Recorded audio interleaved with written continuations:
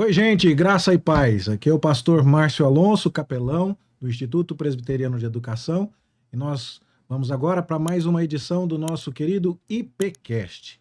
Mais uma vez, neste ano de 2024, nós temos a alegria de receber o Dr. Marcos Nogueira Eberlin, cientista, cristão, presbiteriano, criacionista, que vai participar com a gente aqui de um bate-papo muito descontraído, mas sobre coisas muito importantes que relacionam a fé e a ciência. Muito obrigado mais uma vez por sua presença, meu irmão. Seja bem-vindo. Pastor Márcio, toda a galera aí, um privilégio imenso estar com vocês, com essa banca aqui de universitários, né, pastor? E vamos aí responder as perguntas, esclarecer um pouco mais de onde viemos, onde estamos, para onde vamos. Esse papo super mega interessante, a questão mais importante de todas é quem somos. Será que somos amebas evoluídas? Será que Deus usou a evolução? Ou será que fomos feitos prontos para um grande Deus? Legal. A gente teve hoje lá na escola uma aula muito legal sobre o dilúvio, sobre os dinossauros, sobre a criação, a evolução, e os nossos alunos do ensino médio participaram, e hoje a gente recebe aqui a Manuela, o Thales, a Estela e a Carol. Prazer receber vocês, viu, gente? Sejam muito bem-vindos. E eles estão trazendo perguntas que foram colecionadas lá pelos alunos depois da palestra para esse segundo round de conversa aqui. E eu vou começar pela Manu, por favor. Te chamam de Manu? Então vamos lá, Manu. Começa com a sua pergunta aí, por favor. A minha pergunta... Peraí, Manu, puxa aí. Isso. Obrigada. A minha pergunta é, no livro de Jó, a gente percebe muito no capítulo 40 e 41 a descrição muito bem detalhada de dois animais cujos muitos creem ser pré-históricos. Muitos assemelham o Behemoth com o Bronquiossauro, assim como tem o Leviatã, que é mostrado como um monstro dos mares, indomável, como descreve Jó. E, assim, qual a sua opinião sobre essa comparação dos dinossauros reais e os animais descritos na Bíblia? A Manuela e todo mundo aí que está nos vendo, eu tenho uma palestra no meu canal do YouTube que chama Os Dinossauros na Bíblia, na Ciência e na História. E falo sobre Jó 40, 41. Em Jó 40, 15, né, Deus está descrevendo para Jó um animal que, quando foram traduzir a Bíblia, não sabiam nem que animal que era. Ficaram assim, puxa vida, que bicho é esse? Aí alguns colocaram rinoceronte, elefante. Outros colocaram uma besta qualquer, né? Não sabiam como traduzir, porque os dinossauros não tinham sido redescobertos. Quando começaram a encontrar os fósseis e olhar os ossos, viram claramente que aquela descrição de Jó era de um dinossauro. Alguns brachiosauro, um dinossauro muito grande, pescoçudo. E Deus é incrível, porque parece que ele gosta também de dinossauros, porque ele fala, olha, contemple esse bicho maravilhoso aí que eu fiz. O que Deus está fazendo para Jó, Manuela? Ele está tentando convencer Jó de que é ele que manda. É ele que está no controle de todas as coisas, não é Jó, não. Então ele fala, Jó, vamos estabelecer aqui um critério de autoridade. Olha, veja esse bicho que eu fiz, Jó. E ele descreve um bicho maravilhoso, que a gente sabe hoje que pela descrição, ossos como bronze, né? É cedro e tudo mais, que balança. O Jordão não consegue afogá-lo, né? Ele interrompe o curso do rio e tudo mais. Então, o que acontece? É obviamente uma descrição de um dinossauro. E Deus não está falando assim, lembre-se do dinossauro. Ele falou, contempla. Parece que eles estavam vendo o bicho ali, né? É uma grande evidência pela palavra de Deus que homens e dinossauros conviveram.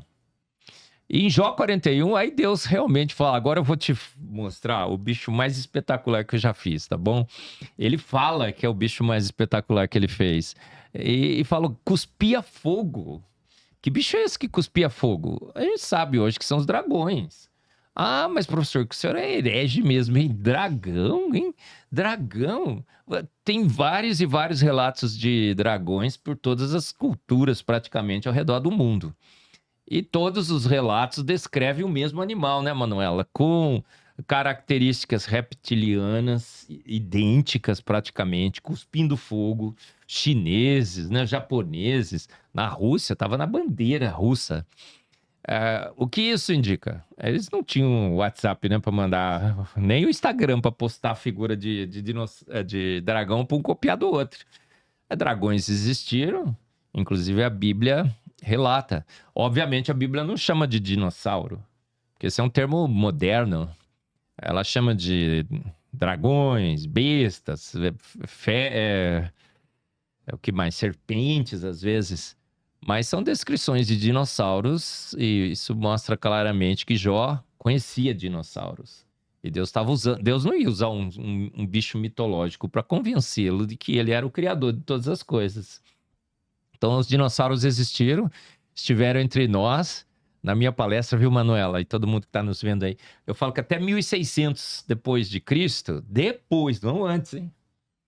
Nós temos evidências de dinossauros.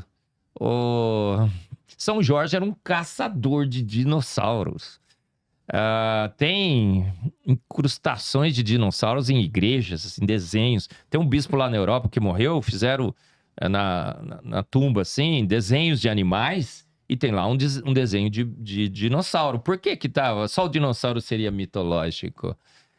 Tem um naturalista italiano que embalsamou um dinossauro e colocou no seu museu. É evidência demais para a gente não achar que é verdade. Os dinossauros marinhos eram os plesiosauros. É isso, Thales? Os marinhos. Outro dia um navio de pesca japonês pescou um bicho, tava lá, tiraram a foto. Tem um selo no Japão comemorando a pesca de um plesiosauro, né? Acho que é isso mesmo, os marinhos. Porque dinossauro, tecnicamente, são só os répteis terrestres. Puxa vida. Aí depois falaram assim, não, aquilo lá era um tubarão de uma espécie. Que pescoçudo. Até, tem as fotos, a gente sabe. Parece que pescamos um bicho desse. Então, a evidência é que esses dois animais, o bimote e o leviatã, Deus está descrevendo um dinossauro pescoçudo, brachiosauro, está descrevendo um dragão. E a gente tem muitas evidências na história que, de fato, eles viveram recentemente. Eu mostrei hoje lá no IPE, né? Instituto Presbiteriano de Educação. Não errei não, né, pastor? A gente já pensou se eu erro o nome. E encontramos tecido mole, Manuela, em dinossauro. Fomos cortar os ossos, tinha células sanguíneas. Uma coleção imensa de diferentes tipos de biomoléculas, 17 diferentes tipos, já aumentou. Artigos científicos mostrando claramente que os dinossauros foram extintos há pouco tempo. Tem cemitérios de dinossauros, você vai lá, pega o osso, ele está ainda com colágeno elástico e plástico.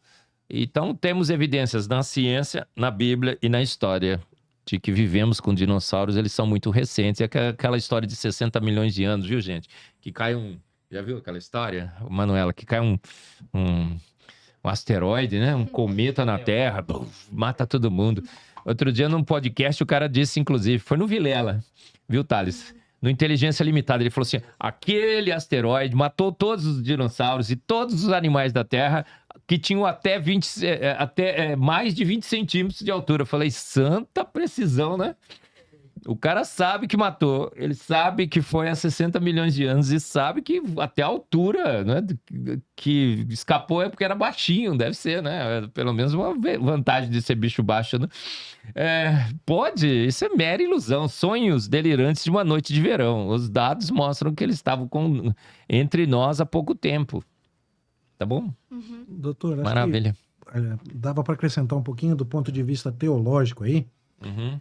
O senhor fala dos fósseis, fala das evidências, né, de iconografia e outras coisas mais. Eu quero pensar do ponto de vista literário da Bíblia. Uhum. Você tem, por exemplo, o livro de Ezequiel, que menciona Jó como um personagem histórico. E você tem a carta de Tiago, no Novo Testamento, que fala da paciência de Jó. Então a Bíblia sempre tratou Jó não como um personagem fictício, mas como um personagem real. E um personagem real que tem um drama real. Ele perdeu os filhos, ele perdeu a saúde, está sendo atormentado, e aí Deus aparece para ele. E aí imagina você, perdeu todos os filhos, perdeu todas as propriedades, sofrendo toda a saúde comprometida, e aí Deus chega para você e fala assim: deixa eu te contar um negócio. Era uma vez uma moça chamada Chapeuzinho Vermelho e tal. Você acha que uma história fictícia consolaria Jó? Como é que Deus vai consolar Jó com uma história que não é real? Então Deus está chegando e falando: olha lá, naquele animal que eu criei, você vai ver que eu sei o que eu estou fazendo com você. Ou seja, se o dinossauro, não, aquele animal fantástico que hoje nós sabemos que é o dinossauro, não fosse algo que Jó pudesse ver, Deus não estaria trazendo consolo, estaria aumentando o tormento dele. A gente não consola ninguém com hipóteses. A pessoa que está sofrendo quer esperanças concretas. Ele queria ver o Criador. E ao lado disso, Deus fala das estrelas, que a gente sabe que existe. Deus fala de tantas outras coisas da criação que a gente sabe que existe. Ele não ia colocar ao lado dessas coisas todas um animal fictício, depois dele ter falado de tantas coisas literais. Então isso ajuda demais também a conversar sobre isso como animais reais. Só um detalhe para adicionar a minha pergunta. Eu tinha visto uma pesquisa sobre fósseis dos dinossauros e acharam um fóssil que havia enxofre na parte do rosto, na parte da boca, comparando com o Leviatã, como você disse, que cospe fogo, comprovando mais uma vez a existência do animal. Muito louco. Manuela, a gente vê vários e vários relatos de dragões em diferentes civilizações isoladas, uma isolada da outra. E descreve do mesmo jeito, cuspindo fogo e tudo mais. Aí você vai falar assim: puxa, mas professor, um bicho cuspir fogo, que coisa, isso não existe. Não existe? Manuela, os vagalumes usam uma lâmpada de LED, bioluminescência. Se vagalume já tivesse extinto e a Bíblia tivesse falando assim: tem um bicho aqui que emite luz com uma luz, lâmpada de LED, bioluminescência, todo mundo fala assim: nossa, que absurdo. Os peixes lá, as enguias, dão choques de 800 volts. O besouro bombardeiro, ele gospe um fogo químico, que é água oxigenada com hidroxiquinona, concentrados. Ele mistura os dois e... nossa, se esse bicho não existisse... Mas os tardígrados, sabe aqueles bichinhos pequenininhos? Resiste a tudo. Você põe na água quente, fervendo, ele resiste. Água congelada, ele resiste. Álcool, ele resiste. Levaram ele para o espaço. Ele sobreviveu no espaço. Ele se reproduziu no espaço. Quando ele vê que está faltando água, ele se desidrata. Ele desliga todo o seu metabolismo e praticamente ele morre. Fica ali com o mínimo de atividade. Já viram que ele fica assim por mais de 20 anos. Você põe água, ele ressuscita. Um bicho surreal. Isso não existe nem... A planária regenera, né? Planária regenera. Gente, os bichos são maravilhosos. E a gente não pode esquecer de que cuspir fogo, facinho, não é? A vaca produz metano. É só colocar um sisteminha ali de ignição. Para Deus é facinho, não é? Eu também acho. Joia. Vamos então para a pergunta da Estela, por favor. Como você defende aquilo de apenas os tipos básicos de cada animal estarem na arca? Como, por exemplo, o felino básico. Se fosse assim, como você considera uma terra jovem, eles teriam que ter evoluído em uma velocidade astronômica. Olha, Estela, o que acontece hoje com a especiação. Essa velocidade astronômica, ela só existe para quem acha que a evolução precisa de milhões e milhões de anos. A gente sabe hoje que o genoma é extremamente elástico e essas adaptações ocorrem extremamente rápidas. Elas são muito rápidas, muito, muito rápidas. E não haveria nenhum limite de tempo aí de bilhões ou milhões de anos para que essa especiação pudesse ocorrer. É um paradigma equivocado que está levando a uma percepção equivocada de que a flexibilidade, a elasticidade do nosso genoma demandaria milhões e milhões de anos, só para os evolucionistas, tá? Que demoraria tanto tempo. Na prática, a gente verifica que com pressões suficientes, a especiação é extremamente rápida. Ela é rápida, a elasticidade é muito rápida.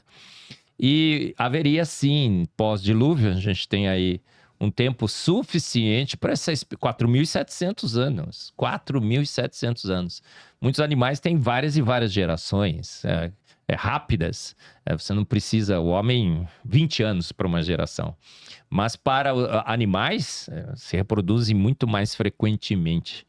Então, a especiação poderia ocorrer sem problema algum. Todas as indicações mostram que sim. O Michael Behe, no seu novo livro, A Involução de Darwin, para o aluno que fez a pergunta, recomendo que ele leia, ele mostra claramente que o limite da especiação e da diversificação se dá nas famílias, que é exatamente a tese que a gente defende, quem defende o dilúvio, e que essa especiação de gênero e espécie, porque assim, tem a família, gênero e espécie na taxonomia, são centavos em milhões na diversidade da vida, e que você acessa rapidamente. Pequenas alterações no genoma fazem com que essa especiação ocorra. É o splicing alternativo, é o overlapping genético, é a epigenética, que agem rapidamente sobre o genoma, dirigindo, inclusive, as características em função do meio ambiente e da disponibilidade de alimentos. Muito rápido. Tem um livro, Involução de Darwin, que acho que todo mundo deveria ler, junto com a Caixa Preta de Darwin, e junto com os meus livros, claro, né? E que mostra isso. É um paradigma equivocado que está levando a uma percepção equivocada de que especiação demandaria milhões e milhões de anos. Não, isso é totalmente incoerente. A gente sabe que o nosso genoma é extremamente elástico e ele reage rapidamente às mudanças ambientais. Tem vários e vários exemplos de animais que, sob pressão para a especiação, a especiação ocorre muito, muito rápida. E 4.700 anos seria mais do que suficiente para toda essa especiação ocorrer. Doutor, eu imagino que as pessoas que estão acompanhando essa nossa conversa entendam um pouco desses termos que a gente está usando aqui, que são mais técnicos, né? Mas tentando trazer aqui também um pouco mais na terminologia mais comum, mais ordinária, e a minha aula de biologia não está tão atualizada quanto a dos meninos do ensino médio, né? Então vamos pensar que tem um tiozão que nem eu que está assistindo aí e fala, né? Quem sabe os pais desses jovens estão vendo e estão falando, ô pastor, obrigado, o senhor me representou lá, né? Mas, por exemplo, me corrija se eu estiver enganado. Aquele cachorrinho que a gente chamava de COFAP, ele foi desenvolvido para andar nas trincheiras na Segunda Guerra, certo? Sim. Então significa que na Segunda Guerra Mundial inventaram um tipo de cachorro novo. E então, se inventaram esse tipo de cachorro novo há 60 anos atrás, que 4.700 anos dá pra fazer horrores. Olha, os cães é um bom exemplo, né, pastor? É isso que eu ia dizer. Quanta fez? Espécie de cão que não tinha. Não tinha. Pug, eu não tinha pug na minha infância. Quando eu cresci, não tinha pug. Só tinha o... Não existia pug. Como é que fala? O caramelo, né, gente? Só tinha exatamente. O pastor alemão, Doberman, e tava quase acabando ali. Agora tem uma variedade. Por cruzamento que a gente fez, nós fizemos essa especiação. Ela ocorreu extremamente rápida. Em algumas dezenas de anos. E detalhe que é tudo cachorro. Sim. Então, se você fizer o cruzamento de um pug com um pincher, sai filhote. Sim. É cachorro. Né? Tudo bem que pode haver problemas cada vez mais, né, nessa mistura e tudo mais, mas você não abandonou o material genético do que seria a família. Eu falei certo aqui? Sim. Você não fugiu da família cachorro. Nunca casará um cão com uma gata e nascerá um bebezinho que fará miau au au. Boa. Isso a gente sabe, viu, gente? Pode dormir em paz, descansa em paz. Nunca, nunca. O limite é a família. E, obviamente, quem defende o dilúvio, ninguém esteve lá para comprovar isso, certo? Ninguém sabe exatamente como que Deus fez.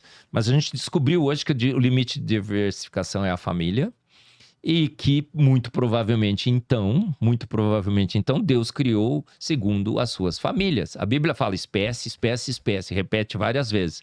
Que espécie é essa? Segundo a taxonomia moderna, são as famílias. Aí, puxa vida, falou espécie, então é a espécie da... Não, a taxonomia foi definida bem depois. A Bíblia definiu primeiro, na realidade, né? É o que seria espécie. Anacronismo de termos, né? Só. Você só lê uma palavra com o significado que ela tem hoje, mas esquece o significado que tinha antes. A nossa missão é saber qual palavra bíblica corresponde à palavra atual. A espécie da Bíblia, muito provavelmente, corresponde às famílias. E Deus criou o quê? A família. Agora, o que acontece? É incrível, viu, Estela? Toda vez que uma família se diversifica, e usa do pool genético nessa diversificação, essa plasticidade do nosso genoma, os animais diversificados são menos aptos, são menos sofisticados, são um pouco mais estragados, vamos pensar assim, do que o original. O original é sempre melhor. Esses cães que nós temos por aí, todos eles têm defeitos, não tem? O Pug tem uns problemas respiratórios lá que... O pastor alemão tem problemas das articulações, você tem que muitas vezes sacrificar. Eu tenho o Lulu da Pomerânia, é o lobinho. Eu fiquei a vida inteira dele, já tá quase pra morrer, coitadinho, tentando achar uma namorada pra ele, que eu queria que ele cruzasse. Gente, todas as fêmeas são castradas. Vocês sabem por quê? Porque é um risco muito grande se ela engravidar. Porque não tem útero tamanho suficiente. O pessoal dos canis, né, que fazem tomam todo cuidado. Muitas vezes eles perdem as fêmeas. Tudo, olha, você diversifica. Deus terminou a sua obra e viu que era muito bom. Gente, depois que Deus falou que era muito bom, daí para baixo, daí foi ladeira abaixo. Não dá para melhorar o que Deus fez. Então, todo crente que é evolucionista não é bíblico. Não dá para conciliar a evolução com Bíblia. Porque Deus terminou a sua obra e disse que era tudo, viu que tudo era muito bom. Vamos combinar? Dá para alguém, por algum processo, melhorar o que Deus fez? Impossível. Então, microevolução nunca aconteceu na Terra. Toda vez que você se diversifica, você vai para baixo. Você perde capacidade de se diversificar na próxima vez. Você vai gastando do pool genético até que você é extinto. O ligre, eu acho que seria um exemplo disso, não? Leão e tigre são da mesma família, portanto, estava numa boa ter entrado na arca só algum felino que tinha o material dos dois, porque hoje, se você fizer o cruzamento do leão com o tigre, sai o ligre. Só que o problema parece que o ligre não é fértil. Então, tinha um lá que era tanto leão quanto tigre misturado, e entrou um casal desse só. E aí depois, com a especiação, o leão vai para cá, tigre vai para cá, vai se especializando. Ainda, por enquanto, eles ainda conseguem acasalar e produzir, né, uma geração, mas para por ali, não é isso? Sim, olha, os próximos do casal original, da família original, ainda cruzam entre si. Você vai se diversificando, você perde a capacidade de cruzar dentro da sua família.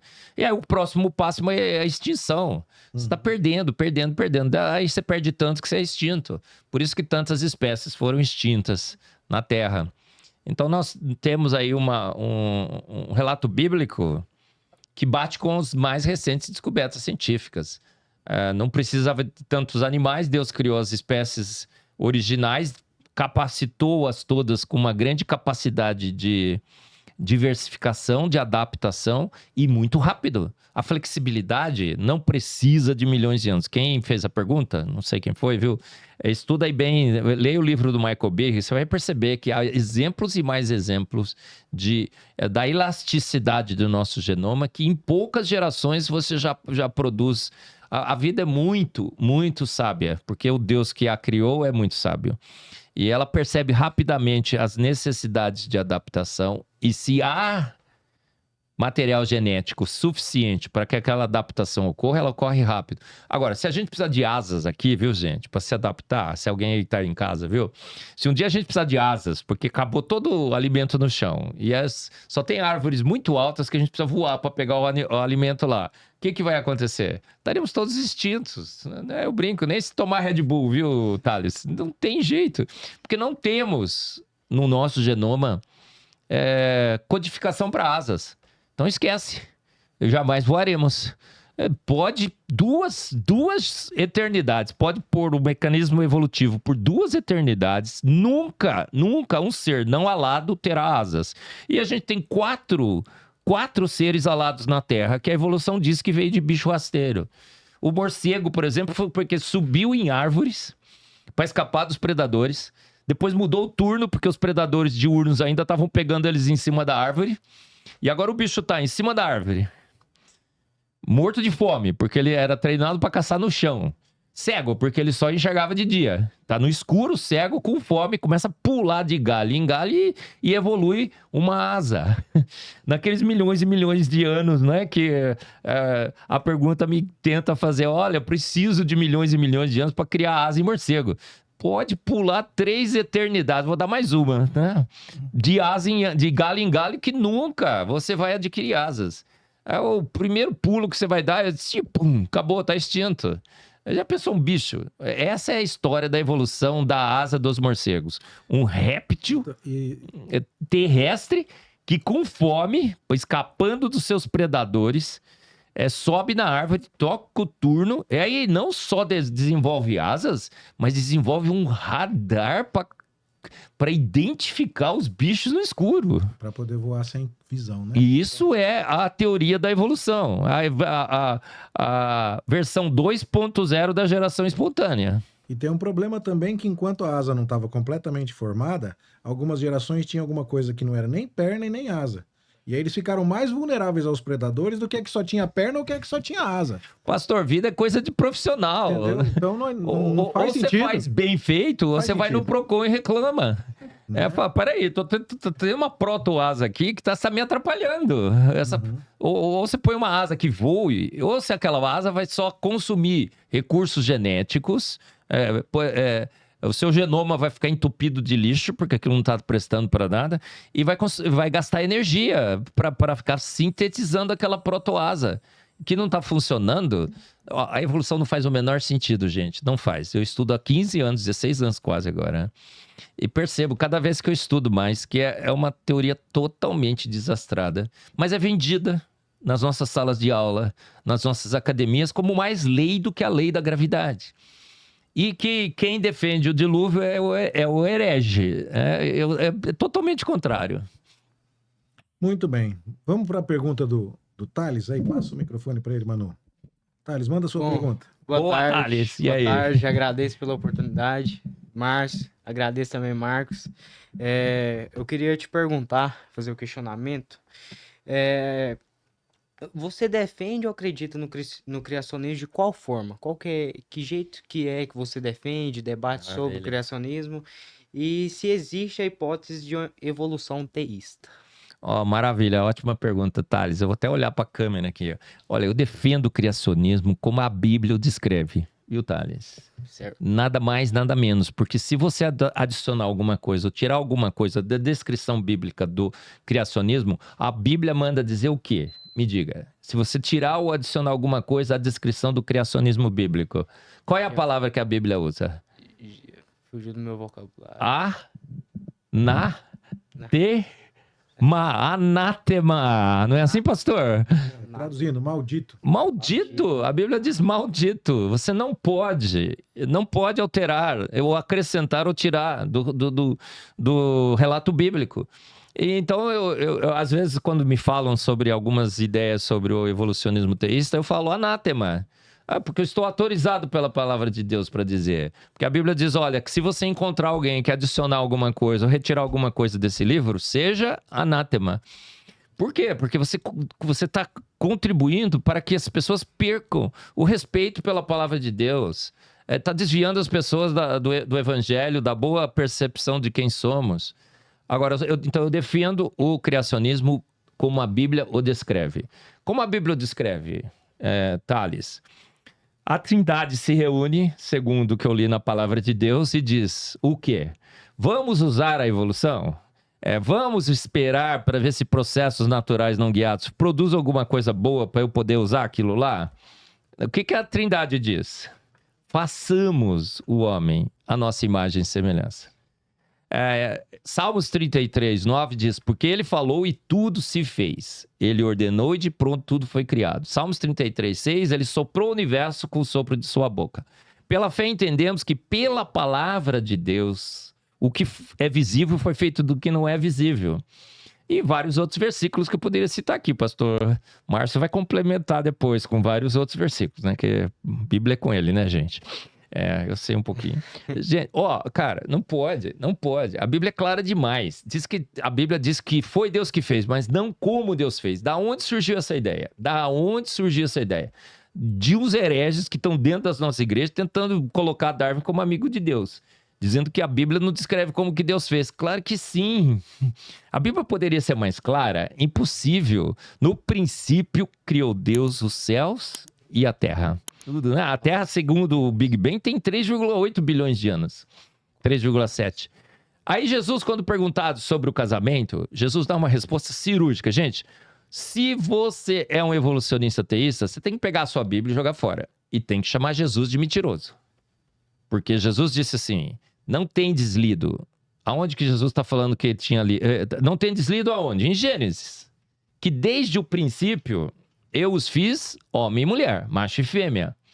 Então, junta os dois versículos. Gênesis 1:1 com Mateus 19, alguma coisa. No princípio criou Deus os céus, a terra. No princípio criou Deus os céus e a terra, o homem e a mulher. Ué, quem falou isso? Foi Jesus. Em João está escrito assim, no princípio era o verbo estava com Deus e o verbo era Deus. Todas as coisas foram feitas por ele e nada do que foi feito sem ele se fez. Então esse é o criacionismo que eu defendo. Criacionismo bíblico, raiz, viu, Thales? Que eu acho que todos nós deveríamos defender. Agora, o evolucionismo teísta é uma excrescência. É péssima ciência, com péssima teologia, com péssima filosofia. Quando você é um evolucionista teísta, você destrói a evolução. Por quê? A evolução não é um processo guiado. Ela não tem propósito, não tem direção. Quando você coloca Deus para guiar a evolução, você destrói Deus. Deus fica um Deus menor, um Deus que usa a morte para sofisticar a vida, um Deus devagarinho, que faz lenta, gradual e sucessivamente. Você já viu algum versículo da Bíblia que Deus demorou para fazer alguma coisa? Quando Jesus chamou Lázaro para fora, Thales, quanto tempo demorou? Ele disse, Lázaro, sai para fora. Lenta, gradual e sucessivamente, ao longo de milhões e milhões de anos, Lázaro foi saindo. Foi assim? Não, Lázaro saiu imediatamente. Por que ele falou, Lázaro, sai para fora? Ele não disse só sai para fora. Senão sairia todo mundo, gente. Ao poder da palavra de Deus. É nesse criacionismo que eu entendo. Jesus, quando a mulher que vertia sangue encostou nas suas vestes, ele falou, senti que de mim saiu o poder. E ela imediatamente foi curada. A Bíblia diz que o mecanismo que Deus usou para criar todas as coisas foi o poder da sua palavra. E todo compromisso que a gente tenta fazer com a evolução é compromisso com as trevas, Thales.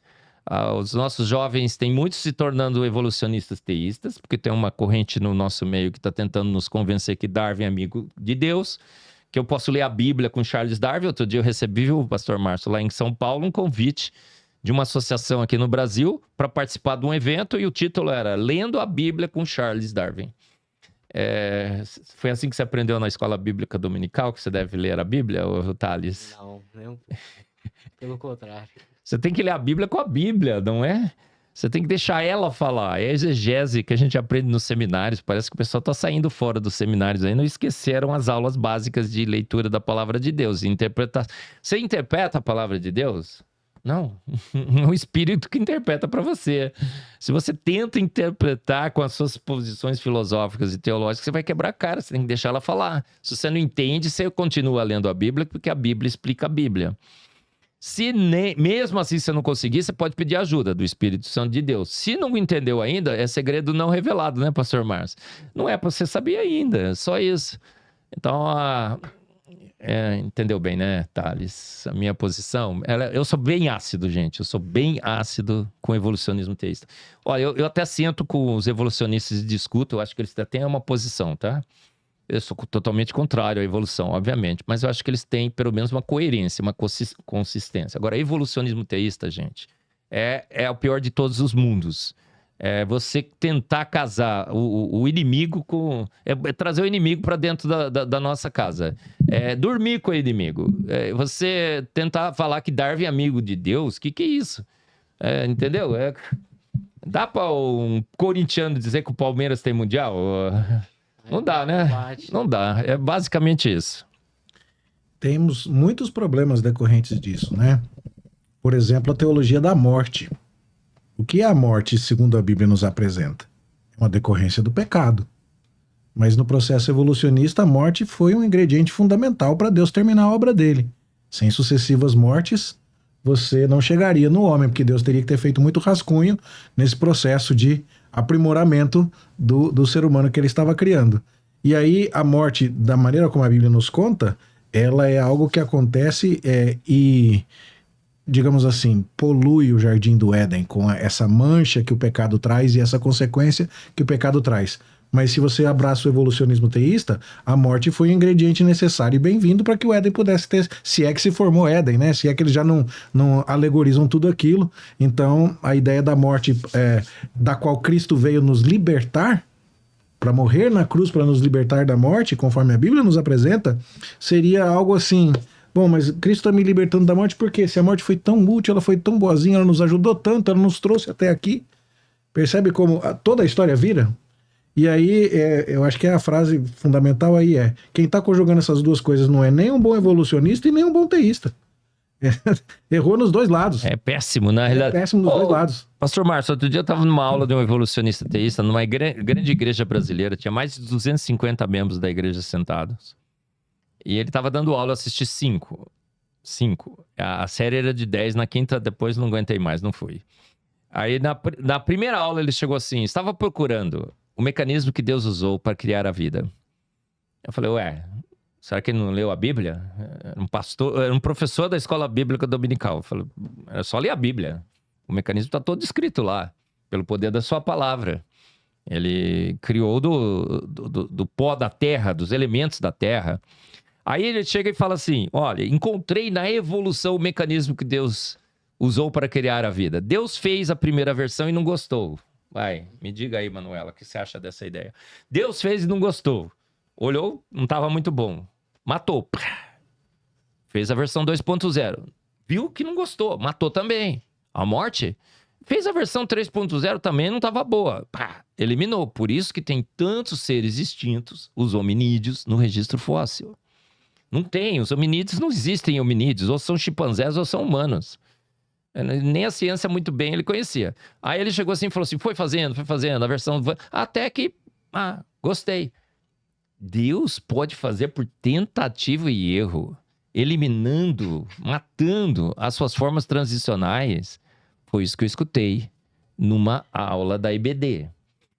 Você acha que eu tenho Você acha que eu tenho razão de ser bastante ácido com esse pessoal? Eu acho que tenho sim, tá? Eles estão nas nossas EBDs, contando esse tipo de história. Que Deus fez e não gostou. Que Deus matou, inclusive, a coisa que ele não tinha feito mal feita. É um Deus não digno de ser cultuado. Muito bem, o papo tá avançando rápido, o relógio correu aqui. Vamos ouvir a pergunta da Carol aqui para a gente poder dar uma oportunidade para todos aqui. Vamos lá, Carol. Uma pergunta também de um colega nosso, de um aluno do IP. E a pergunta é: como as teorias evolutivas devem ser abordadas na educação, especialmente em contextos onde o criacionismo é defendido? Muito bem. Olha, Carol, eu acho que a gente tem que fazer um ensino honesto. Hoje a teoria da evolução é o grande paradigma científico sobre as nossas origens. Então a gente tem que chegar para os nossos alunos e honestamente apresentar a teoria da evolução. A gente não pode suprimir essa informação. Muito pelo contrário, temos que apresentá-la toda, detalhadamente, como as normas nos dizem que temos que fazer. A Sociedade Brasileira do Design Inteligente, o primeiro manifesto que nós tivemos foi exatamente nesse sentido. Devemos sim ensinar a evolução. Por quê? Porque somos chamados pela legislação, inclusive, para falar sobre a evolução. Eu não posso omitir. É o paradigma predominante. Eu tenho que dizer, olha, são esses os postulados, são essas evidências que eles dizem que existem, são esses os mecanismos. Mas eu também tenho que ser honesto o suficiente para dizer, tem um grande grupo no mundo, pessoal do design inteligente, que são cientistas competentes, cientistas que publicam, tem vários artigos científicos do design inteligente que a gente publicou. Estou publicando, já publiquei um, já vou publicar outro agora, tem uma série de artigos. Comparamos os proteomas dos chimpanzés e humanos, são 66% diferentes dos chimpanzés, não há nenhuma chance da gente ser parente. E temos que dizer, olha, há uma corrente contrária. a corrente do design inteligente. Eu não posso falar muito sobre ela aqui, se você está numa escola confessional, ótimo, mas se você está numa escola não confessional, porque o meu chefe lá, o meu diretor acadêmico, educacional, diz que não. Mas, gente, vai atrás, tá? Tem essa teoria aí, tem um monte de podcast, tem um monte de vídeo, tem um monte de livro. E há uma teoria que confronta a teoria da evolução. Por quê? Agora aí você vai poder falar. Porque a teoria da evolução tem um monte de problemas. Tem esse problema, tem esse problema, tem esse... Você tem que ser honesto o suficiente para reconhecer que a teoria que você está ensinando não é uma mil maravilhas. Tem um monte de problemas. Olha, não encontramos as formas transicionais no registro fóssil. Ela fez uma previsão que o nosso genoma estaria entupido de lixo, que era o DNA lixo. A gente sabe hoje que é todinho funcional. Ela fez uma previsão que nós tínhamos um monte de órgãos vestigiais. Um monte de gente tirou o apêndice por culpa dessa teoria. E a gente descobriu hoje que ele tem duas funções. É um órgão extremamente importante. Hoje, quem tem apendicite, quando vai no hospital, não deve deixar o médico tirar o apêndice. Fala, dá antibiótico primeiro. Tem muitos hospitais no mundo que estão dando agora cargas de antibiótico para salvar o nosso apêndice. Olha, ela fez a previsão que o nosso sistema, que a nossa amígdala era ruim. Então, um monte de gente que tirou a amígdala. Agora, sabemos que ela é extremamente importante. Os órgãos vestigiais. Olha, tem um monte de problema. A evolução. Tem a informação, que é arbitrária. Descobrimos no genoma splice alternativo, overlapping genético e epigenética, que não bate com o processo não guiado. E você tem que, honestamente, apresentar os problemas da evolução. Eu acho que é assim que tem que ser feito. Apresenta a teoria no seu detalhamento máximo, dentro do que é possível, mas apresenta os problemas. E diz que tem uma teoria concorrente. Se é confessional, se há liberdade da direção, você fala sobre a teoria do design inteligente também. Inclusive, Carol, nós estamos preparando na Sociedade Brasileira do Design Inteligente um livro sensacional. E vai ser muito bom, porque eu sou o editor-chefe, sabe? E a gente vai fazer assim, criação versus evolução. Quem tem a melhor explicação? Acho que é um título provisório. E a gente vai fazer exatamente o que eu estou falando para você aqui. Vamos apresentar as duas teorias, detalhados, bonitinho, histórico, todos os seus postulados. Depois vamos colocar uma contra a outra. Quem fez as melhores previsões? O design inteligente. Quem disse que a gente é totalmente funcional? O design inteligente. Que não tínhamos órgãos vestigiais? O design inteligente. O registro fóssil, o que acontece? Aparece a vida pronta, design inteligente. E a gente vai fazer esse confronto, vai ser bem interessante, para que as duas teorias que competem sejam confrontadas. No final, quem é que tem que tomar a decisão? É o Thales, é a Carol, é a Estela, é a Manuela, são todos que estão nos ouvindo. É só a vida que tem em jogo, não é a minha, né? É você que tem que ver os dados e chegar à conclusão. Você é uma ameba evoluída? De boa. Você foi feita a imagem de semelhança de um grande Deus? Espero que você chegue a essa conclusão. É a sua vida que está em jogo, é o seu destino, quem é você que está sendo decidido nesse grande confronto. Eu queria acrescentar um pouco disso aí, da perspectiva da pedagogia, da legislação brasileira, né? Por exemplo, quando nós vamos estabelecer o currículo de ciências, de química, de física, de biologia, no ensino médio de uma escola, a legislação brasileira nos proíbe de omitir o conteúdo da evolução. Isso vai cair no Enem. Há, inclusive, respostas que são esperadas nas questões do Enem, que devem ser respondidas como se a teoria evolucionista fosse correta. E responder de maneira diferente é pensar errado, né? E aí, quando você vai publicar um livro didático, se ele não atende essa apresentação da matéria, você não consegue comercializá-lo, e tem vários outros tipos de problemas associados a isso. A legislação está do lado do evolucionismo, né? E aí, a gente tem alguns extremos aí. Primeiro como que uma escola confessional, por exemplo, vai falar de evolução? Nós precisamos falar, porque a lei nos obriga. Se nós pularmos esse conteúdo, tem dois problemas. Um, que não estamos cumprindo a lei, e o segundo, que estamos mantendo alunos alienados. E a gente não quer. A gente não quer que eles adotem o criacionismo porque nunca ouviram falar de evolucionismo. A gente quer que eles adotem o criacionismo porque eles perceberam que é muito melhor, que faz mais sentido. Sim. Né? Essa é a estratégia que eles usam do outro lado. Exato. Né? E esse é o problema. Eles jogam sujo do outro lado. Porque, primeiro, eles usam a lei do lado deles. Segundo, quando você vai pegar livros, né? E eu tive com eles um momento no começo do ano em que eu falei sobre isso. Eles apresentam assim: sobre a origem da vida, a ciência diz isso. Aí falou do evolucionismo. Por outro lado, existem teorias religiosas e aí apresentam o criacionismo. Quer dizer, isso é desonesto, isso é extremamente desonesto. Por quê? Porque nós não estamos falando de versículos aqui, ó. Olha só, a gente está falando de ciência. E está dizendo, é uma explicação viável, que lida com este problema específico desta maneira, e que não conseguimos nos conformar com a explicação da evolução. Então, a gente quer manter o diálogo aberto, né? E está disposto a ouvir o outro lado, dar espaço para o outro lado, porque não é silenciando a mentira, é apresentando argumentos melhores, né? E você não precisa mentir, né? Na hora de responder, você não precisa dizer assim, foi assim. Você fala, dizem que foi assim, certo? Se não é então, só... É que, infelizmente, às vezes as questões são de múltipla escolha, né? Tá, mas se fosse de questões discursivas, dava pra dizer. Segundo a teoria da evolução, as espécies segundo que surgiram assim e tal. eu aprendi lá com a minha professora, foi assim. Você não precisa se comprometer, exato. Mas é muito desonesto e muito desanimador ver que a indústria, a legislação, tudo favorece muitas oportunidades para a classificação do evolucionismo como ciência e do criacionismo como religião. E quando a gente já aceita essas definições, a gente já começou a perder a guerra, né?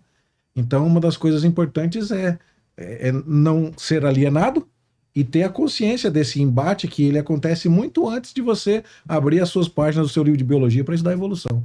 Já aconteceu a guerra antes de tudo isso começar, né? O mais importante que as escolas confessionais, todas que eu conheço, e aqui no Instituto Presbiteriano de Educação não seria diferente. A gente não apresenta nada como um dogma científico. Olha, é verdade mais lei do que a lei da gravidade.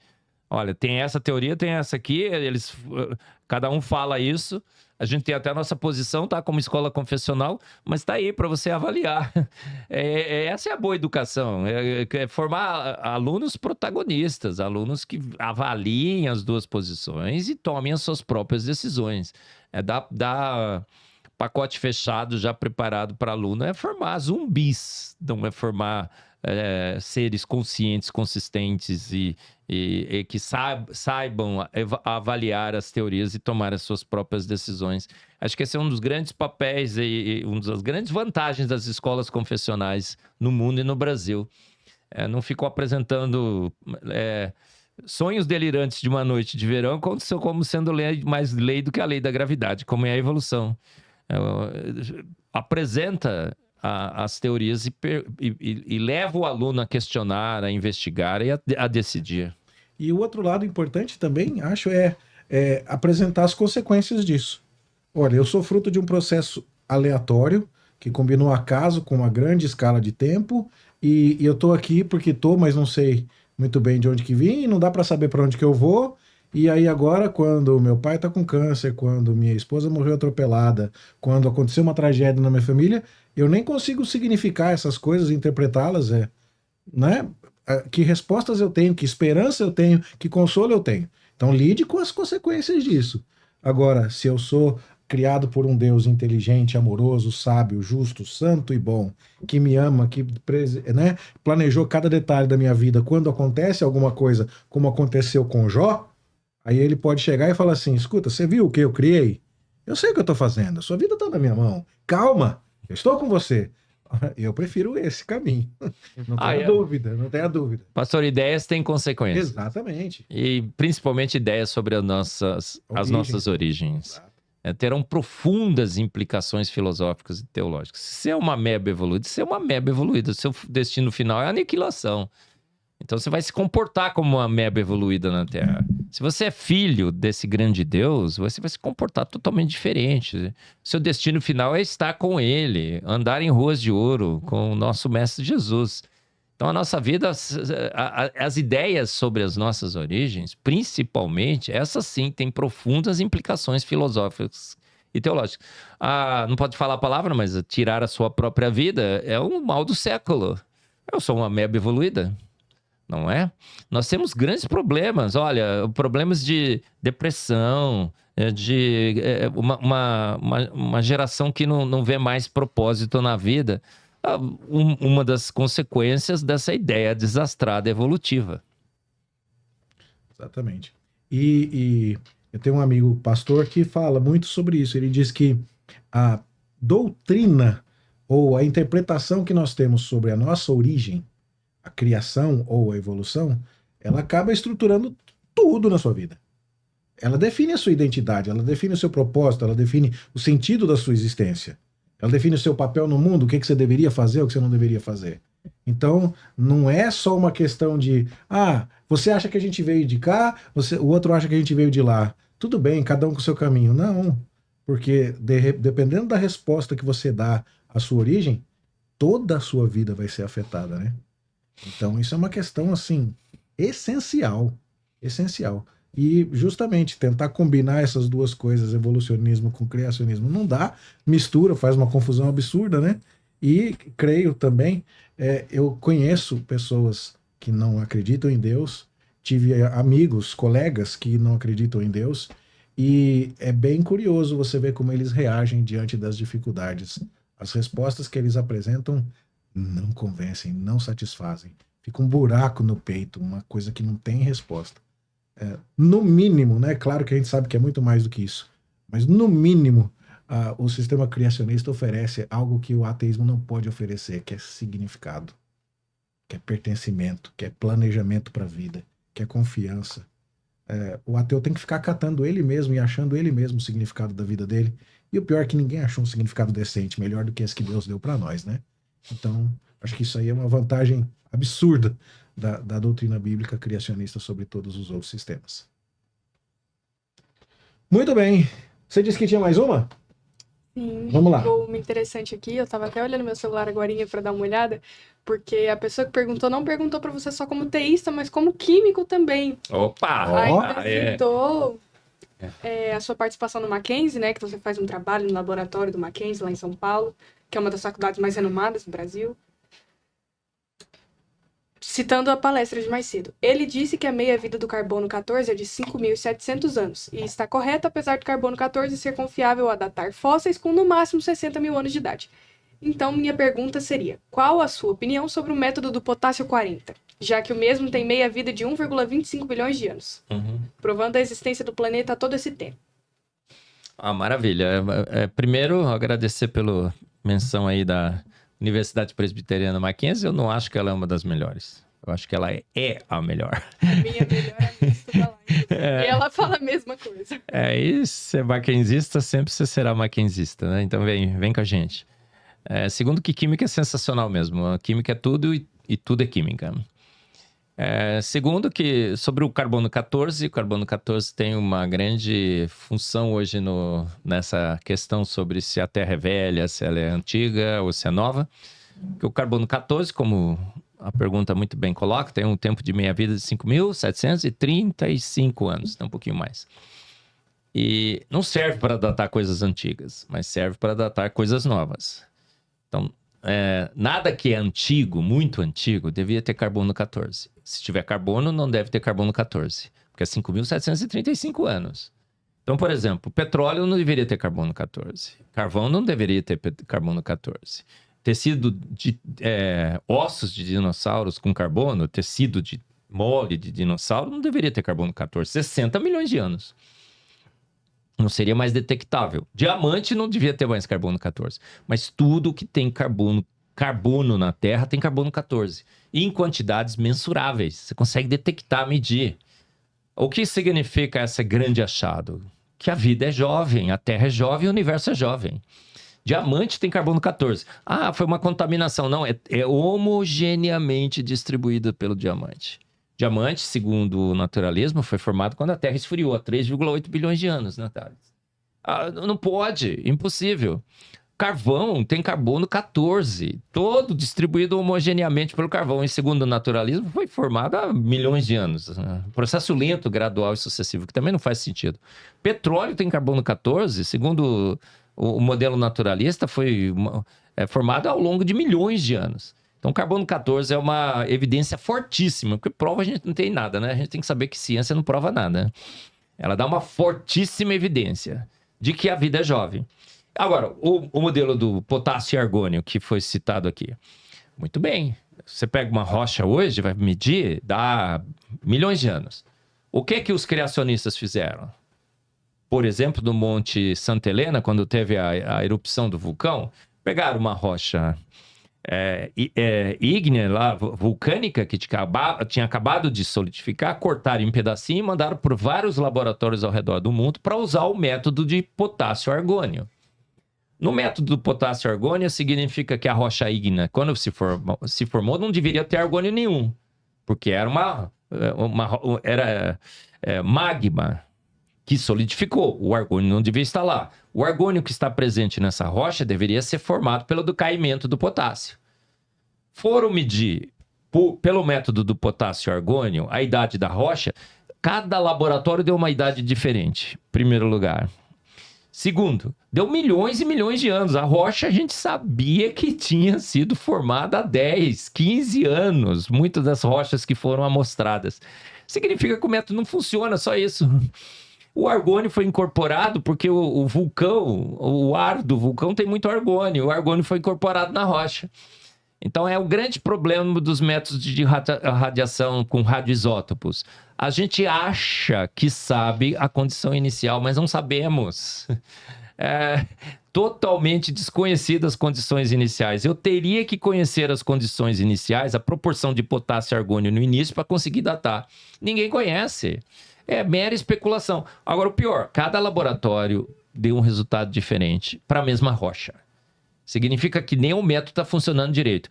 Pediram para datar com outros radioisótopos. Urânio, chumbo, argônio, potássio, outros métodos. Cada método de datação deu uma data diferente. Significa que tem coisa muito errada que não está certa nesses métodos. Agora, o carbono 14, não tem como errar. Carbono 14, você consegue medir, são espectrômetros de massas bonitinhos. E por mais que eu erre, não deveria ter carbono 14, mas tem. Uma prova inequívoca que a vida é jovem. Agora, a prova definitiva veio com as fotos, né, Estela? A gente tirou fotos do universo. Estava conversando com o pastor Márcio. E contra fotos não tem argumento, tem? Contra fatos... Gostei dessa. Fotos. Contra fotos não tem argumento. Fotos, essa eu acho que é boa. Fotos não tem, né? Você recebe a multa lá do seu... Você vê lá, poxa vida, a placa do meu carro. Às vezes sai até você dirigindo, né? Já uma vez saiu, tirar de frente do carro, saiu eu dirigindo. Não tem como eu argumentar, tem? Foi Photoshop, tudo bem. O máximo que você pode fazer.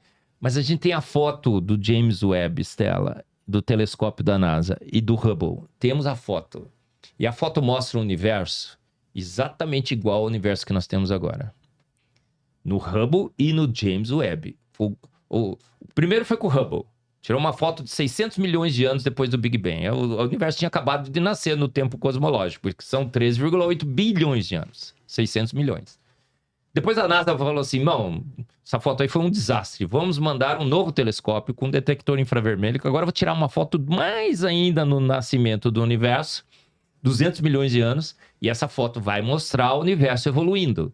As duas fotos são exatamente iguais, muitíssimos parecidas com as fotos que nós tiramos hoje do universo. E o que a gente tem nessa foto, gente? Todos os diferentes tipos de galáxias já estão lá. Elípticas, espirais, esféricas. Então, a evolução da galáxia, segundo o modelo de Hubble, que talvez vocês já tenham aprendido nas suas aulas de cosmologia, esquece, gente, nunca aconteceu. Todas as diferentes... Tiraram várias fotos do universo ao longo do tempo. Que dá para fazer, né? Desvio para o vermelho. Tudo com a mesma distribuição de galáxia. As fotos do Hubble e do James Webb mostraram galáxias formadas, estruturadas, massivas, cheias de estrelas. Os dados de espectroscopia mostrou que todas as estrelas de diferentes cores já estavam lá. Disseram que as diferentes cores foram desenvolvidas ao longo do tempo, começa com azul, depois amarelo, vermelho, com a nucleossíntese. A gente parte de hidrogênio e hélio, com a nucleossíntese, ao longo de bilhões e bilhões de anos, vai sintetizando todos os elementos da tabela periódica. Fake. A foto mostrou que já desde o início do universo, todos os elementos já estavam lá. Um cientista da Universidade de Yale, vendo essas fotos, fez uma declaração sensacional. Ele falou assim, vendo essas fotos, você percebe que o universo passa do nada para um universo totalmente complexo, completo e plenamente funcional num piscar de olhos. Aí, Estela, me diga aqui, que processo natural pode formar o universo num piscar de olhos? Não tem. o tempo é essencial, crucial. Não dá para eliminar o tempo da equação da evolução, nem do cosmos, nem da vida, nem da Terra. Então o tempo ficou sem tempo para que com o tempo ele pudesse criar o universo. Não temos tempo, o universo surge pronto. Que modelo que foi corroborado? O modelo bíblico. Deus disse, haja o universo e houve o universo. Ele nos soprou o universo com o sopro de sua boca. Salmos 33:6. A gente não estava citando o versículo, né, pastor? Vou citar alguns aqui, vai. Salmos 33:9. Ele falou e de pronto tudo foi criado. E de pronto tudo foi criado. Então nós temos uma foto absolutamente definitiva que mostra que o universo é jovem. Se o universo é jovem, a Terra é jovem, a vida na Terra é jovem, todos esses métodos de radiação isotópica estão errados. Por que eles estão errados? Porque eles pressupõem conhecer as condições iniciais, que eles não conhecem. Quem que esteve lá no início para saber quanto de potássio e argônio tinha? Quanto de urânio e chumbo tinha? Quanto de carbono 14? Não estávamos lá. Não estávamos lá. A gente estava fazendo suposições sobre proporções no passado totalmente equivocadas. Inclusive, os dados das rochas do Monte Helena comprovaram. Tá bom?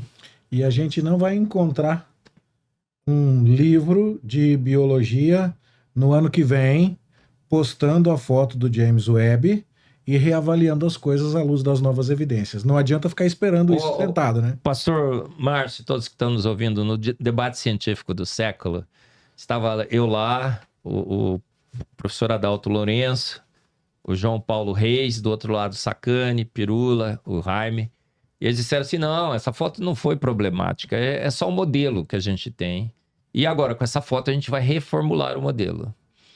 Gente, já faz mais de um ano que a foto saiu, foi julho, faz 1 ano e meio agora. Imaginação não falta aos evolucionistas. Alguém tem alguma dúvida? O que eles mais têm é a imaginação para consertar os seus modelos. A única coisa que evolui é a teoria da evolução. Surge um novo dado, eles rapidamente reformulam a teoria da evolução para bater com o dado. Isso tem acontecido ao longo de toda a história da teoria da evolução. Mas faz 1 ano e meio que as fotos surgiram. Eles não conseguiram sequer fazer qualquer tipo de adaptação. Sabe o que eles estão querendo fazer agora, Estela? Saiu outro dia uma ideia.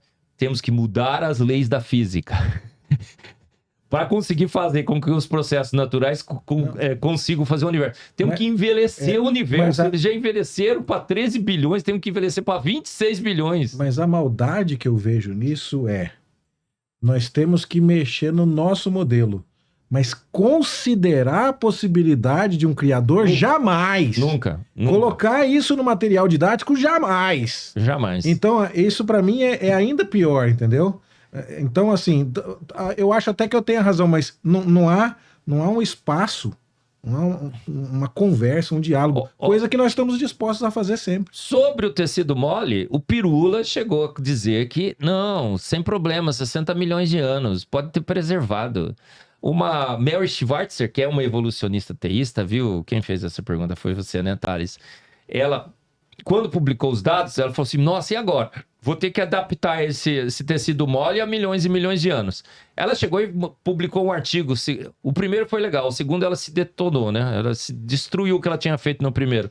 Olha, eu fiz uma reação aqui com a proteína, reação de Fenton, e fiz um crosslink e a proteína que degradava em poucas horas, ficou 2 anos no meu laboratório sem degradar. Depois degradou, mas ficou 2 anos. Olha, consegui provar como que a proteína foi preservada por 60 milhões de anos. Gente, 2 anos. 60 milhões de anos. As reações de Fenton, que é o crosslink que ela fez, a gente sabe hoje, porque saíram outros artigos, na realidade acelera a degradação da proteína. Outra, a gente fez o proteoma das proteínas dos dinossauros. E todos os aminoácidos das proteínas dos dinossauros estão intactos. Os peptídeos, proteômica, você vai lá, digere a proteína, forma peptídeos, passa numa coluna e fragmenta com espectrometria de massa. Eu mostrei isso no meu podcast. Ciência da primeiríssima qualidade. Fizemos o proteoma da proteína do dinossauro, que foi encontrado, o tecido mole. Os aminoácidos estão todos lá bonitinhos, intactos. Significa que a reação de Fenton nunca aconteceu. Se não, teria oxidado os aminoácidos e os peptídeos teriam massas distintas. Então a gente tem muita evidência hoje, é claro, absurdamente claro, de que a vida é jovem e esses dados são inquestionáveis, gente. Não temos prova de nada, certo? O Richard Dawkins disse que nem se a estátua da Virgem Maria adquirisse vida e falasse para ele, olha, eu sou a mãe de Cristo, ele acreditaria. Então também não é falta de evidência para convencer ateu, tá? Mas a gente está atolado de evidências fortíssimas de que a vida é jovem, a Terra é jovem, e um ser chamou o universo, que passou do nada à existência, num piscar de olho, pelo poder da autoridade da sua palavra. O naturalismo diz que foi o nada que pegou o nada para nada e, pum, do nada fez o tudo. Faz o menor sentido. A nossa visão é totalmente oposta. É um ser todo-poderoso, imaterial, atemporal, disse, haja e ouve. Aí sim faz sentido. Só queria fazer um comentário aqui sobre a pergunta, que eu acho muito importante, o questionamento que a pessoa fez, porque é igual o pastor falou, nós temos que ter o pensamento crítico, né? A gente tem que pensar por si mesmo. Então, se isso significa que a gente tem que questionar o que já foi nos ensinado, que já está predisposto, porque é assim que a ciência funciona, né? Se a gente claro, Estela, sem dúvida. Então, eu acho muito importante que a gente apresente, assim, os dois lados da moeda, assim como o pastor estava falando, para que a gente possa ter a nossa opinião e ver o que a gente crê, embora aqui eu acredito que todo mundo crê no que o senhor está falando, né? Mas... Estela, o dia que parar as perguntas, a gente... vai parar de se divertir com elas, não é? Justamente. É claro, eu acho que nós temos que ser... É assim que se faz ciência, com o ponto e o contraponto. O problema hoje é que a evolução é pregada como mais lei do que a lei da gravidade. Evoluímos, tanto que a gente teve que adaptar a Bíblia à evolução. O Big Bang é um modelo que explica todas as coisas. E qualquer um que se levanta contra é queimado na fogueira santa. E não pode questionar. Então, assim, maravilha. Quando surgiram as perguntas aqui, né? Eu falei assim, cara, põe as piores.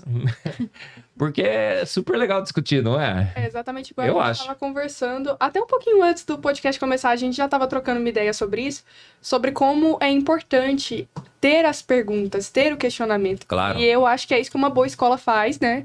Ela influencia os alunos a pensarem por si próprio, para não virar massa de manobra, né? Acreditar em tudo que fala. Embora, mesmo que não seja o mais convencional, é importante que a gente tenha essa consciência. Acho que nenhuma escola confessional deve apresentar a nossa ideia confessional como uma imposição, como um fato. Absurdamente isso, totalmente equivocado. Acho que nenhuma delas faz. O IPE com certeza não faz. Por quê? Porque a gente não tem problemas com ela. Quem é que coloca... isso aqui é um fato absoluto, ninguém pode contestar. É quem sabe que a sua teoria é equivocada.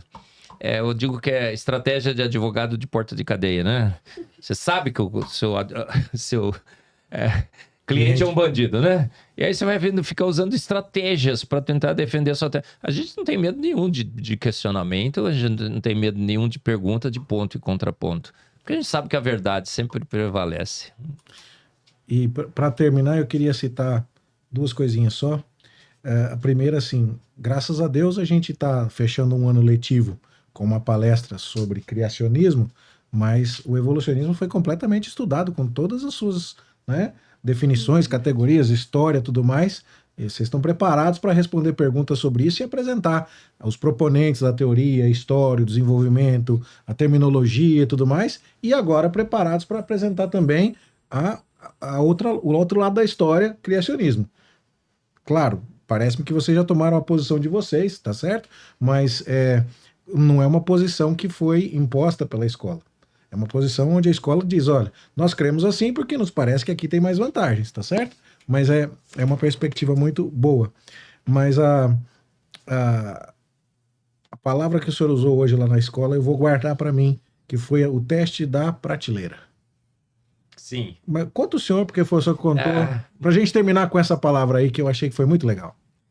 Todo mundo tem uma biblioteca em casa, né? Uhum. A gente aprendeu isso na pandemia.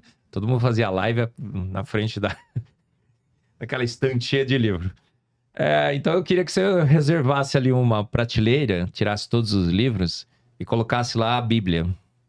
E do lado você pode comprar os melhores livros de química, física, biologia, cosmologia. Principalmente os que não foram reformados depois do Big Bang, do James Webb e do Hubble. Coloca todos ali e deixa passar 100 anos. 50 anos já tá bom, mas 100 anos é melhor ainda. O que acontecerá no desafio? É a minha previsão. Mas a gente sabe que tem acontecido isso na história da ciência. Todos os livros de ciência estarão desatualizados. Pastor Márcio, se algum aluno chegar lá na sua sala e falar assim, olha, o professor de biologia está ensinando biologia, mas olha, deu esse livro-texto aqui de 1870, o que o senhor faz?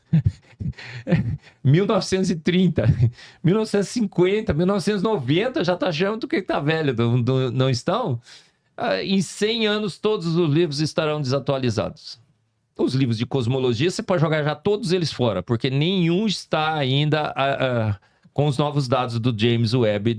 O modelo cosmológico padrão, que era vendido como o grande modelo sólido, estruturado, para explicar a evolução do cosmos, faliu, não sobrou pedra sobre pedra.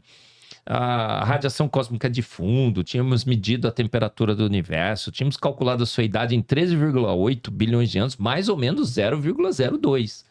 Então não dá para variar muito mais. Agora já estão querendo levar para 26 bilhões, para dar tempo para o universo se estruturar.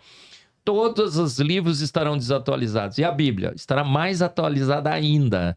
Porque a gente tem percebido que dado após dado, espectro após espectro, a verdade que tem sido enfatizada a cada avanço da ciência é que a Bíblia que tem a melhor ciência. Foi J.J. Thomson que cunhou essa frase. Faça o desafio da Bíblia, deixe lá, né? Coloca lá para o seu neto. Fala, neto, daqui 100 anos, dá uma investigada aqui nos livros. Todos desatualizados. A Bíblia ainda mais atualizada. E não é só na ciência, não, né? Em várias outras áreas, né? Várias outras áreas, né? Todas as cidades que a Bíblia cita, pessoal, todas as cidades, muitas dessas cidades foram contestadas. Essas cidades nunca existiram.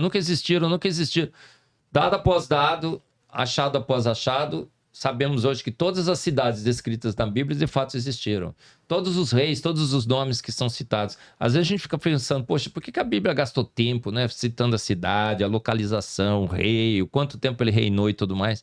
Para que a gente fizesse a prova.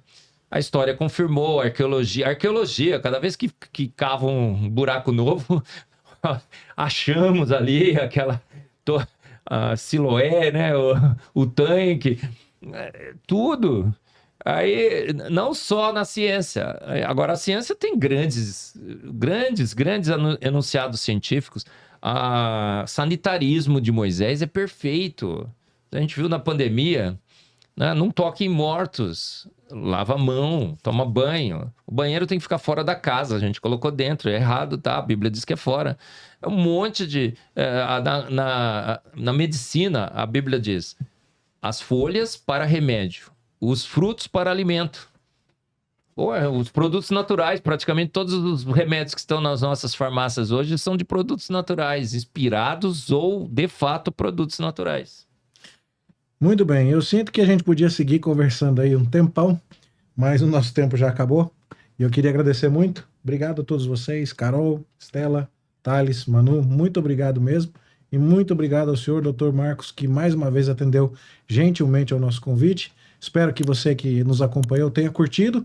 E na próxima edição do IPCast nós continuamos a contar com a sua audiência. Obrigado por aqui. Vá com Deus. Até lá.